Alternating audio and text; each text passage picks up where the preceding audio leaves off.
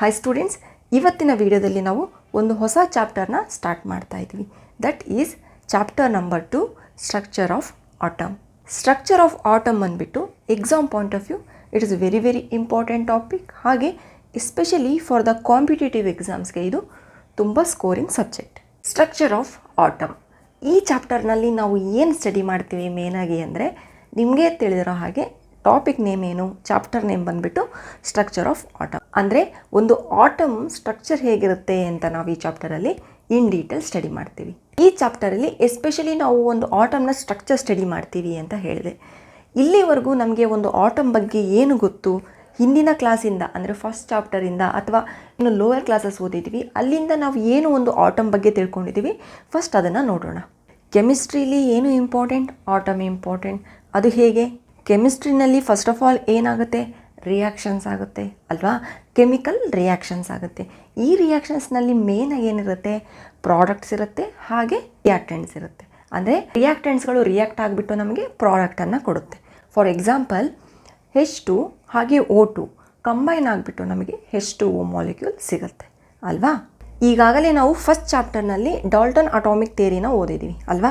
ಇನ್ನೂ ಏನಾದರೂ ನೀವು ಡಾಲ್ಟನ್ ಅಟಾಮಿಕ್ ಥಿಯರಿನ ಓದಿಲ್ಲ ಅಂದರೆ ಲಿಂಕ್ನ ಡಿಸ್ಕ್ರಿಪ್ಷನ್ನಲ್ಲಿ ಕೊಟ್ಟಿರ್ತೀನಿ. You just go through Dalton atomic theory. Okay, Dalton atomic ಥಿಯರಿನಲ್ಲಿ ನಮಗೆ ಏನು ಹೇಳಿದರು ಅಂದರೆ, ಡಾಲ್ಟನ್ ಇಸ್ ಅ ಸೈಂಟಿಸ್ಟ್. ಅವರೇ ನಮಗೆ ಫಸ್ಟು ಒಂದು ಆಟಮ್ ಹೇಗಿರುತ್ತೆ ಅಂದರೆ ಒಂದು ಆಟಮ್ ಬಗ್ಗೆ ನಮಗೆ ಸೈಂಟಿಫಿಕ್ಕಾಗಿ ಎವಿಡೆನ್ಸ್ ಕೊಟ್ಟಿದ್ದು ಡಾಲ್ಟನ್ ಅವರು ಅಲ್ವಾ. ಅವ್ರು ಏನು ಹೇಳ್ತಾರೆ ನಮಗೆ ಅಂದರೆ, ಫಾರ್ ಎಕ್ಸಾಂಪಲ್ ಇಲ್ಲಿ H2O2 ಕಂಬೈನ್ ಆಗಿ ನಮಗೇನು H2O ಬಂತು, ಇಲ್ಲಿ H2O2 ಹಾಗೆ H2O ಇವು ಮೂರು ಏನಂತ ಕರಿಬೋದು ನಾವು, H2O2 ಹಾಗೆ H2Oಗಳನ್ನು ನಾವು ಮ್ಯಾಟರ್ ಅಂತ ಕರಿಬೋದು ಅಲ್ವಾ. ಮ್ಯಾಟರ್ ಅಂದರೆ ಏನು, ಯಾವ ಒಂದು ಸಬ್ಸ್ಟೆನ್ಸ್ ಸ್ಥಳವನ್ನು ಆಕ್ರಮಿಸುತ್ತೆ ಹಾಗೆ ಅದಕ್ಕೆ ಸಮ್ ಸ್ಪೆಸಿಫಿಕ್ ಮಾಸ್ ಇರುತ್ತೆ, ಅದನ್ನು ನಾವು ಮ್ಯಾಟರ್ ಅಂತ ಕರಿತೀವಿ ಅಲ್ವಾ. ಇಲ್ಲಿ H2O2 H2Oಗಳು ಮ್ಯಾಟರ್ ಅಂತ ನಾವು ಕನ್ಸಿಡರ್ ಮಾಡ್ತೀವಿ. ಈ ಮ್ಯಾಟರ್ನ ನಾವು ಡಿವೈಡ್ ಮಾಡಿದ್ರೆ, ಅಂದರೆ ಇದನ್ನು ನಾವು ಫರ್ದರ್ ಡಿವೈಡ್ ಮಾಡಿದ್ರೆ ನಮಗೆ ಏನು ಸಿಗುತ್ತೆ, ಆಟಮ್ ಸಿಗುತ್ತೆ. ಅಂದರೆ ಫಾರ್ ಎಕ್ಸಾಂಪಲ್ H2ನ ನಾವೇನಾದರೂ ಬ್ರೇಕ್ ಮಾಡಿದ್ರೆ ನಮಗೆ 2 H ಆಟಮ್ಸ್ಗಳು ಸಿಗುತ್ತೆ. O2ನ ನಾವು ಬ್ರೇಕ್ ಮಾಡಿದ್ರೆ 2 O ಆಟಮ್ಸ್ಗಳು ಸಿಗುತ್ತೆ. ಹಾಗೆ H2O ಮಾಲಿಕ್ಯೂಲ್ನ ನಾವು ಬ್ರೇಕ್ ಮಾಡಿದ್ರೆ ನಮಗೆ ಏನು ಸಿಗುತ್ತೆ, 2 H ಆಟಮ್ಗಳು ಹಾಗೆ 1 O ಆಟಮ್ ನಮಗೆ ಸಿಗುತ್ತೆ ಅಲ್ವಾ. ಅಂದರೆ ಮ್ಯಾಟರ್ನ ನಾವು ಫರ್ದರ್ ಡಿವೈಡ್ ಮಾಡೋದ್ರಿಂದ ನಮಗೆ ಆಟಮ್ ಸಿಗುತ್ತೆ.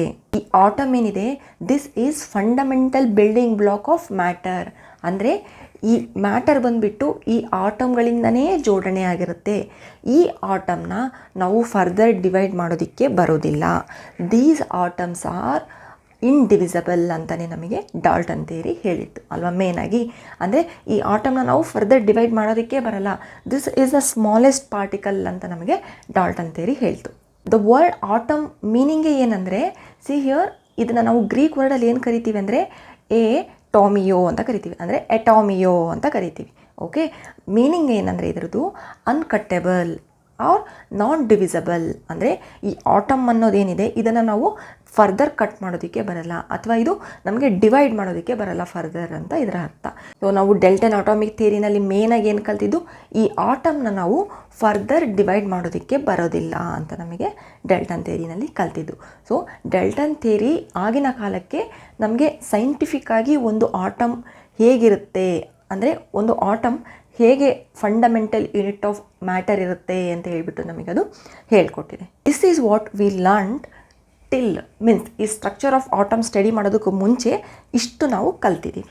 ಓಕೆ, ಇವಾಗ ಈ ಡಾಲ್ಟನ್ ಥಿಯರಿ ಪ್ರಪೋಸ್ ಆದಮೇಲೆ, ಅಂದರೆ ಆಟಮ್ನ ನಾವು ಫರ್ದರ್ ಡಿವೈಡ್ ಮಾಡೋದಕ್ಕೆ ಬರಲ್ಲ ಅಂತ ಏನು ಡಾಲ್ಟನ್ ಹೇಳಿದರು, ಅದಾದಮೇಲೆ ಏನಾಯಿತು ಫರ್ದರ್ ಅಂತ ಇವಾಗ ಸ್ಟಡಿ ಮಾಡೋಣ.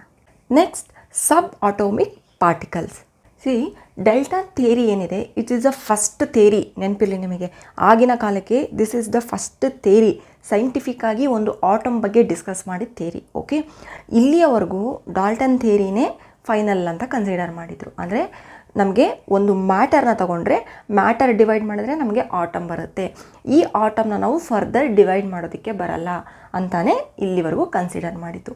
ಬಟ್ ಆಫ್ಟರ್ ಸಮ್ ಟೈಮ್, ಅಂದರೆ between 19th to 20th century ಏನಾಗುತ್ತೆ, ಸ್ವಲ್ಪ ಇನ್ನೂ ಡೆವಲಪ್ಮೆಂಟ್ ಸ್ಟಡಿ ಸ್ಟಾರ್ಟ್ ಆಗುತ್ತೆ. ಅದು ಹೇಗೆ ಅಂದರೆ, ಫಾರ್ ಎಕ್ಸಾಂಪಲ್ ನಿಮಗೆ ನೆನಪಿದೆಯಾ, ಒಂದು ಕೋಮ್ ಅಂದರೆ ಬಾಚಣಿಕೆ ಅಂತ ಏನು ಯೂಸ್ ಮಾಡ್ತೀವಿ, ಆ ಕೋಮ್ನ ತೊಗೊಂಡ್ಬಿಟ್ಟು ನಾವು ಪೇಪರ್ ಪೀಸಸ್ ಮಾಡಿಬಿಟ್ಟು ಕೋಮ್ನ ನಾವು ಹೇರ್ಗೆ ರಬ್ ಮಾಡಿಬಿಟ್ಟು if you place comb near the paper pieces ಅಂದರೆ ನಮಗೆ ಅಲ್ಲಿ ಆ ಪೇಪರ್ ಪೀಸಸ್ಗಳು ಕೋಮ್ಗೆ ನಮಗೆ ಅಟ್ರ್ಯಾಕ್ಟ್ ಆಗುತ್ತೆ ಅಲ್ವಾ, ಅಲ್ಲಿ ಸಮ್ ಫೋರ್ಸ್ ಬಿಲ್ಡ್ ಆಗುತ್ತೆ ಅಲ್ವಾ.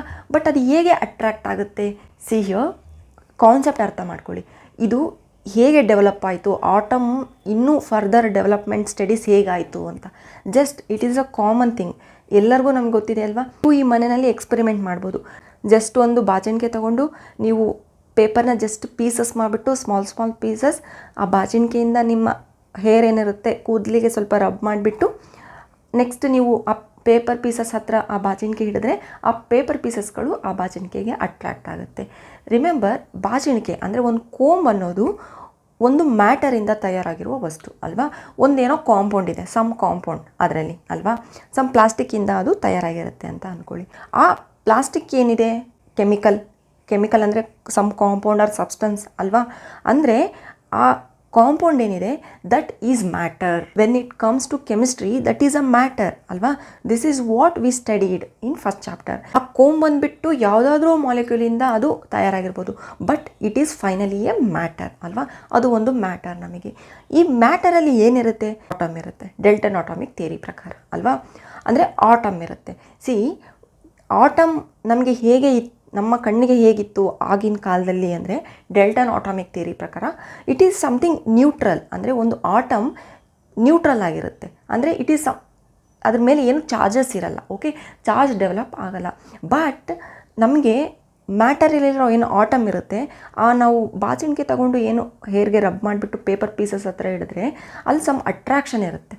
ಅಟ್ರಾಕ್ಷನ್ ಯಾವಾಗ ಸ್ಟಾರ್ಟ್ ಆಗುತ್ತೆ, ಅಟ್ರಾಕ್ಷನ್ ಬಂದುಬಿಟ್ಟು ನಮಗೆ ಅಲ್ಲಿ ಚಾರ್ಜ್ ಇದ್ದಾಗ ಮಾತ್ರ ನಮಗೆ ಅಲ್ಲಿ ಅಟ್ರಾಕ್ಷನ್ ಸ್ಟಾರ್ಟ್ ಆಗುತ್ತೆ. ಅಂದರೆ ನಮಗೆ ಪಾಸಿಟಿವ್ ನೆಗೆಟಿವ್ ಅಥವಾ negative positive some opposite some charges ಇರಬೇಕು ಅಟ್ರಾಕ್ಷನ್ ಆಗಬೇಕಂದ್ರೆ.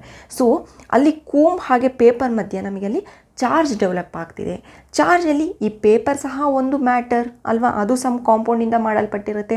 ಈ ಕೋಮ್ ಸಹ ಒಂದು ಮ್ಯಾಟರ್, ಅದು ಸಹ ಒಂದು ಕಾಂಪೌಂಡಿಂದ ಮಾಡಲ್ಪಟ್ಟಿರುತ್ತೆ. ಇಲ್ಲಿ ಎರಡೂ ಮ್ಯಾಟರ್ಗಳಲ್ಲಿ ಫೈನಲ್ ಆಗಿ ನಮಗೆ ಆಟಮ್ ಇದ್ದಾಗ ಬಟ್ ಇಲ್ಲಿ ಚಾರ್ಜ್ ಎಲ್ಲಿಂದ ಬರ್ತಿದೆ ಅಂತ ಆಗಿನ ಕಾಲದಲ್ಲಿ ಒಂದು ಬಿಗ್ ಕ್ವಶನ್ ಮಾರ್ಕ್ ಸ್ಟಾರ್ಟ್ ಆಯಿತು. ಓಕೆ, ಇದು ಒಂದು ದೊಡ್ಡ ಯಕ್ಷ ಪ್ರಶ್ನೆಯಾಗಿ ಅವಾಗ ಸ್ಟಾರ್ಟ್ ಆಯಿತು.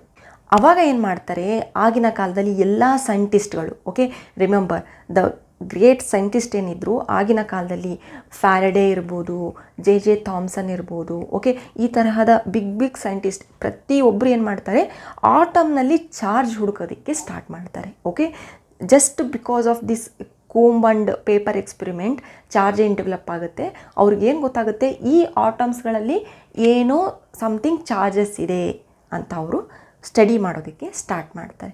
ಓಕೆ, ಅದೇ ಮುಂದೆ ನಮಗೇನು ಗೊತ್ತಾಗುತ್ತೆ, ರಿಮೆಂಬರ್ ಇನ್ನೂ ನಾವು ಇದನ್ನು ಡಿಸ್ಕವರಿ ಮಾಡಿಲ್ಲ, ಜಸ್ಟ್ ಆಟಮ್ನಲ್ಲಿ ಚಾರ್ಜ್ ಇದೆ ಅಂತ ನಮಗೊಂದು ಹಿಂಟ್ ಸಿಕ್ಕಿದೆ, ಅರ್ಥ ಆಯಿತಾ. ಇದೇ ಮುಂದೆ ಏನಾಗುತ್ತೆ ಅಂದರೆ ಇದನ್ನು ಆ ಸೈಂಟಿಸ್ಟ್ಗಳು ಏನು ಮಾಡ್ತಾರೆ, ಇದೇ ಗ್ರೇಟ್ ಸೈಂಟಿಸ್ಟ್ಗಳು ಅವರು ಫರ್ದರ್ ನಮಗೆ ಹೇಳ್ತಾರೆ ಒಂದು ಆಟಮ್ ಬಂದುಬಿಟ್ಟು ಕೇವಲ ಅದು ನಮಗೆ ಫರ್ದರ್ ಡಿವೈಡ್ ಮಾಡೋದಕ್ಕೆ ಆಗೋದಿಲ್ಲ ಅಂತ ನಾವು ಹೇಳೋದಕ್ಕಾಗಲ್ಲ. ಆ ಆಟಮ್ನಲ್ಲಿ ನಮಗೆ ಎಲೆಕ್ಟ್ರಾನ್, ಪ್ರೋಟಾನ್, ನ್ಯೂಟ್ರಾನ್ ಅಂತಹ ಪಾರ್ಟಿಕಲ್ಗಳು ಪ್ರೆಸೆಂಟ್ ಇರುತ್ತೆ ಅಂತ ಹೇಳ್ತಾರೆ. ಇದೇ ನಮಗೆ ಏನು ಸಬ್ ಅಟಾಮಿಕ್ ಪಾರ್ಟಿಕಲ್ಸ್ ಅಂತ ಕರಿತೀವಿ. ಅಂದರೆ ಸಬ್ ಅಟಾಮಿಕ್ ಅಂದರೆ ಒಂದು ಆಟಮ್ನಲ್ಲೇ ಸಬ್ ಕೆಳಗಡೆ ಮತ್ತೆ ಏನು ಬರುತ್ತೆ, ಇದನ್ನೇ ನಾವು ಸಬ್ ಅಟಾಮಿಕ್ ಪಾರ್ಟಿಕಲ್ಸ್ ಅಂತ ಕರಿತೀವಿ. ಅಂದರೆ ಒಂದು ಆಟಮ್ನಲ್ಲಿ ಸಬ್ ಅಟಾಮಿಕ್ ಪಾರ್ಟಿಕಲ್ಸ್ ಅಂದರೆ ಯಾವುದು, ಎಲೆಕ್ಟ್ರಾನ್, ಪ್ರೋಟಾನ್, ನ್ಯೂಟ್ರಾನ್. ಅಂದರೆ ಒಂದು ಆಟಮ್ನಲ್ಲಿ ಮೇನಾಗಿ ಏನಿರುತ್ತೆ, ಎಲೆಕ್ಟ್ರಾನ್ಸ್ ಇರುತ್ತೆ, ಪ್ರೋಟಾನ್ಸ್ ಇರುತ್ತೆ, ನ್ಯೂಟ್ರಾನ್ಸ್ ಇರುತ್ತೆ ಅಂತ ಆಗಿನ ಕಾಲದಲ್ಲಿ ಇದನ್ನು ಅಬ್ಸರ್ವ್ ಮಾಡಿದ್ರು. ಈ ಎಲೆಕ್ಟ್ರಾನ್, ಪ್ರೋಟಾನ್ ಹಾಗೆ ನ್ಯೂಟ್ರಾನ್ಗಳನ್ನು ಅಂದರೆ ಈ ಸಬ್ ಅಟಾಮಿಕ್ ಪಾರ್ಟಿಕಲ್ಸ್ಗಳನ್ನು ಹೇಗೆ ಡಿಸ್ಕವರಿ ಮಾಡಿದ್ರು ಅಂತ ಅವ್ರು ನೆಕ್ಸ್ಟ್ ನೋಡೋಣ. ಅದಕ್ಕಿಂತ ಮುಂಚೆ ಈ ಫೈನಲ್ ಆಗಿ ನಿಮ್ಮ ತಲೆಯಲ್ಲಿ ರಿಜಿಸ್ಟರ್ ಆಗಬೇಕು ಇನ್ಮೇಲಿಂದ ನಿಮಗೆ ಮೇನಾಗಿ ಏನು ಒಂದು ಕೆಮಿಕಲ್ ರಿಯಾಕ್ಷನ್ ಅಂದರೆ ಅಟ್ ಫೈನಲ್ ಸಮ್ ಮ್ಯಾಟರಿಂದನೇ ಅದು ನಮಗೆ ಕಾಂಪೋಸ್ ಆಗಿರುತ್ತೆ ಅಲ್ವಾ, ಒಂದು ಕೆಮಿಕಲ್. ಮ್ಯಾಟರ್ನ ನಾವು ಫರ್ದರ್ ಹೇಗೆ ಡಿವೈಡ್ ಮಾಡ್ಬೋದು, ಆಟಮ್ ಆಗಿ ಡಿವೈಡ್ ಮಾಡ್ಬೋದು. ಇಫ್ ಯು ಡಿವೈಡ್ ಮ್ಯಾಟರ್ ಅಂದರೆ ನಮಗೆ ಆಟಮ್ ಬರುತ್ತೆ ಅಲ್ವಾ. ನಮಗೆ ಆಟಮ್ಗಳು ಫಂಡಮೆಂಟಲ್ ಬಿಲ್ಡಿಂಗ್ ಬ್ಲಾಕ್, ಅಂದರೆ ಈ ಒಂಥರ ಇಟ್ಟಿಗೆ ಥರ ನಮಗೆ ಜೋಡಣೆ ಆದ್ರೇ ನಮಗೆ ಮ್ಯಾಟರ್ ಸಿಗೋದು. ಓಕೆ, ನೆಕ್ಸ್ಟ್ ಈ ಆಟಮ್ನ ನಾವು ಫರ್ದರ್ ಡಿವೈಡ್ ಮಾಡಿದ್ರೆ, ಅಂದರೆ ಈ ಆಟಮ್ ಏನಿರುತ್ತೆ ಇದನ್ನು ನಾವು ಫರ್ದರ್ ಡಿವೈಡ್ ಮಾಡಿದ್ರೆ ನಮಗೇನು ಸಿಗುತ್ತೆ, ಎಲೆಕ್ಟ್ರಾನ್ಸ್, ಪ್ರೋಟಾನ್ಸ್, ನ್ಯೂಟ್ರಾನ್ಸ್ ಸಿಗುತ್ತೆ. Means these electron, proton and neutrons are fundamental particles of atom. ಅಂದರೆ ಈ ಪ್ರೋಟಾನ್, ಎಲೆಕ್ಟ್ರಾನ್, ನ್ಯೂಟ್ರಾನ್ಗಳು ಒಂದು ಆಟಮ್ನಲ್ಲಿ ಫಂಡಮೆಂಟಲ್ ಪಾರ್ಟಿಕಲ್ಸ್, ಇವುಗಳಿಂದನೇ ಅದು ನಮಗೆ ತಯಾರಾಗುತ್ತೆ. ಯಾವುದು? ಆಟಮ್ ಅನ್ನೋದು. ಓಕೆ, ಈ ಸ್ಟ್ರಕ್ಚರ್ ಆಫ್ ಆಟಮ್ ಚಾಪ್ಟರಲ್ಲಿ ನಿಮಗೇನು ಗೊತ್ತಾಯಿತು? ಒಂದು ಆಟಮ್ನಲ್ಲಿ ಮೇನಾಗಿ ನಮಗೆ ಎಲೆಕ್ಟ್ರಾನ್, ಪ್ರೋಟಾನ್, ನ್ಯೂಟ್ರಾನ್ ಇರುತ್ತೆ ಅಂತ ಗೊತ್ತಾಯಿತು. I hope you clear up to here. Okay, remember, ಇಲ್ಲಿಯವರೆಗೂ ನಾವೇನು ಕಲ್ತಿದ್ವು? ಈ ಎಲೆಕ್ಟ್ರಾನ್ಸ್, ಪ್ರೋಟಾನ್ಸ್, ನ್ಯೂಟ್ರಾನ್ಸ್ ಇವಾಗ ಬಿಟ್ಬಿಡಿ. ನಾನೇನು ಹೇಳಿದೆ, ಫೈನಲ್ ಆಗಿ ಇವಕ್ಕೆ ನೇಮ್ ಮಾಡಿರ್ತಾರೆ. ಓಕೆ, ಈಗ ಅಟ್ ಪ್ರೆಸೆಂಟ್ ಈ ಸ್ಟೋರಿನಲ್ಲಿ ನಾವು ಏನು ಗೊತ್ತಾಯಿತು ಅಂದರೆ ಸಬ್ ಅಟಾಮಿಕ್ ಪಾರ್ಟಿಕಲ್ಸ್ ಅಂದರೆ ಒಂದು ಆಟಮ್ ಕೆಳಗಡೆ ಸಮ್ ಚಾರ್ಜಸ್ ಇದೆ ಅಂತ ಮಾತ್ರ ಗೊತ್ತಿದೆ ಸೈಂಟಿಸ್ಟ್ಗೆ. ಓಕೆ, ಅದು ಯಾವ ಚಾರ್ಜ್ ಅಂತ ಗೊತ್ತಿಲ್ಲ, ಅಂದರೆ ಪಾಸಿಟಿವಾ ನೆಗೆಟಿವಾ ಅಂತ ಏನೂ ಗೊತ್ತಿಲ್ಲ. ಅದು ಯಾವ ಚಾರ್ಜ್ ಅಂತ ಹೇಳ್ಬಿಟ್ಟು ಅದರದ್ದು ಬಿಹೇವಿಯರ್ ಹೇಗಿರುತ್ತೆ ಅಂತ ಗೊತ್ತಿಲ್ಲ. ಓಕೆ, ಮೀನ್ಸ್ ನಮಗೆ ಈ ಸಬ್ ಅಟಾಮಿಕ್ ಪಾರ್ಟಿಕಲ್ಸ್ ಏನಿದೆ ಇದರಲ್ಲಿ ನಮಗೇನು ಫರ್ದರ್ ನಮಗೆ ಹಿಂಟ್ ಸಿಕ್ಕಿದೆ ಅಂದರೆ ಸಮ್ ಚಾರ್ಜಸ್ ಇದೆ ಅಂತ ಮಾತ್ರ ನಮಗೀಗ ಗೊತ್ತು. ಈಗ ಚಾರ್ಜಸ್ನ ನಾವು ಡಿಸ್ಕವರಿ ಮಾಡಬೇಕು. ಅಂದರೆ ಇದು ಯಾವ ಚಾರ್ಜ್ ಅಂತ ಹೇಳಿ ನಾವೀಗ ಕಂಡುಹಿಡಿಬೇಕು. Next, Discovery of sub atomic particles. That is ಇಲ್ಲಿ ಏನು ಮಾಡ್ತಾರೆ ಮೇನಾಗಿ ಫರ್ದರ್ ನೆಕ್ಸ್ಟ್ ಅಂದರೆ ನಮಗೆ ಸಬ್ ಅಟಾಮಿಕ್ ಪಾರ್ಟಿಕಲ್ಸ್ ಅಂದರೆ ಯಾವುದು ಅಂತ ಹೇಳಿದೆ ನಾನು, ಎಲೆಕ್ಟ್ರಾನ್, ಪ್ರೋಟಾನ್, ನ್ಯೂಟ್ರಾನ್ ಅಲ್ವಾ.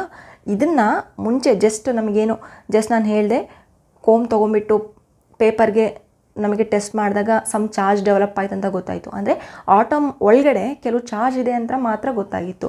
ಸ್ಟಿಲ್ ಅದಕ್ಕೆ ಅವರು ನೇಮ್ ಕೊಟ್ಟಿರಲಿಲ್ಲ, ಎಲೆಕ್ಟ್ರಾನ್, ಪ್ರೋಟಾನ್, ನ್ಯೂಟ್ರಾನ್ ಅಂತ ಹೇಳ್ಬಿಟ್ಟು. ಚಾರ್ಜ್ ಇದೆ ಅಂತ ಮಾತ್ರ ಗೊತ್ತಿತ್ತು. ಇದು ಯಾವ ಚಾರ್ಜ್ ಅಂತ ಫರ್ದರ್ ಅವರು ರಿಸರ್ಚ್ ಮಾಡಬೇಕಿತ್ತು. ಅದಕ್ಕೆ ಅವ್ರು ಏನು ಮಾಡ್ತಾರೆ, ಡಿಫ್ರೆಂಟ್ ಕೈಂಡ್ ಆಫ್ ಎಕ್ಸ್ಪೆರಿಮೆಂಟ್ಸ್ ಮಾಡಿಬಿಟ್ಟು ಅವರು ಫೈನಲ್ಲಾಗಿ ಹೇಳ್ತಾರೆ, ಈ ಆಟಮ್ ಒಳಗಡೆ ನಮಗೆ ಎಲೆಕ್ಟ್ರಾನ್ಸ್ ಇರುತ್ತೆ, ಪ್ರೋಟಾನ್ಸ್ ಇರುತ್ತೆ, ನ್ಯೂಟ್ರಾನ್ಸ್ ಇರುತ್ತೆ ಅಂತ. ಓಕೆ, ಸೊ ಈ ಪ್ರೋಟಾನ್, ಎಲೆಕ್ಟ್ರಾನ್, ನ್ಯೂಟ್ರಾನ್ಗಳನ್ನು ಅವರು ಹೇಗೆ ಡಿಸ್ಕವರಿ ಮಾಡಿದ್ರು, ಅದಕ್ಕೆ ಯಾವ ರೀತಿ ಇದೇ ಪ್ರೋಟಾನ್, ಇದೇ ಎಲೆಕ್ಟ್ರಾನ್, ಇದೇ ನ್ಯೂಟ್ರಾನ್ ಅಂತ ಯಾವ ಬೇಸಿಸ್ ಮೇಲೆ ಅವರು ಇದನ್ನು ನೇಮಿಂಗ್ ಮಾಡಿದ್ರು ಅಂತ ಫರ್ದರ್ ಸ್ಟಡಿ ಮಾಡೋಣ. That is first one Discovery of electron, next one Discovery of proton, next one Discovery of neutron. ಅಂದರೆ ಎಲೆಕ್ಟ್ರಾನ್ನ ಹೇಗೆ ಡಿಸ್ಕವರ್ ಮಾಡಿದ್ರು, ಹಾಗೆ ಪ್ರೋಟಾನ್ನ ಹೇಗೆ ಕಂಡುಹಿಡಿದ್ರು, ನೆಕ್ಸ್ಟ್ ನ್ಯೂಟ್ರಾನ್ನ ಹೇಗೆ ಕಂಡುಹಿಡಿದ್ರು. That we will study in next classes. Thank you.